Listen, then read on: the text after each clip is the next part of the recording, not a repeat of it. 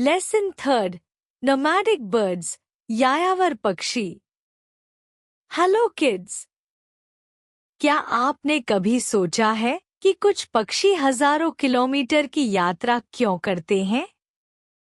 जब सर्दियां आती हैं, तो कुछ पक्षी ठंड से बचने और भोजन की तलाश में एक देश से दूसरे देश की ओर उड़ान भरते हैं।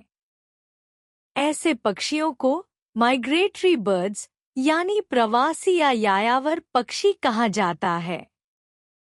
ये पक्षी अपने प्रजनन, ब्रीडिंग के मौसम में गर्म क्षेत्रों की ओर जाते हैं और जैसे ही मौसम बदलता है, वापस अपने स्थान लौट आते हैं। इस प्रवास के पीछे कई कारण होते हैं, जैसे भोजन की उपलब्धता, सुरक्षित घोंसले के लिए स्थान और अपने बच्चों को जीवित रखने के लिए सही वातावरण। इन पक्षियों की यात्रा में साहस, दिशा ज्ञान और सामूहिक एकता देखी जाती है। आज हम जानेंगे कुछ खास प्रवासी पक्षियों के बारे में जो साइबेरिया, आर्कटिक और अन्य ठंडे क्षेत्रों से भारत जैसे गर्म देशों की ओर आते हैं। तो चलिए उड़ते हैं ज्ञान की दुनिया में और जानते हैं इन शानदार पक्षियों के बारे में। Understanding the answers with reason. एक साइबेरियन क्रेन्स।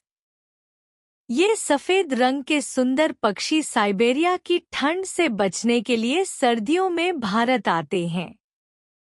ये ओमनिवोरस होते हैं और भारत के भरतपुर वेटलैंड जैसे इलाकों में पाए जाते हैं।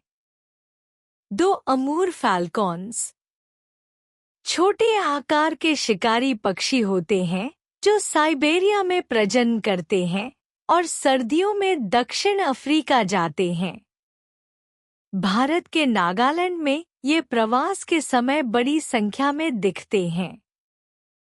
3 सीगल्स। ये पक्षी हजारों किलोमीटर दूर से प्रवास करते हैं। ये सहारा रेगिस्तान पार कर सकते हैं और एक दिन में 321 किलोमीटर तक उड़ सकते हैं। 4 आर्कटिक टर्न।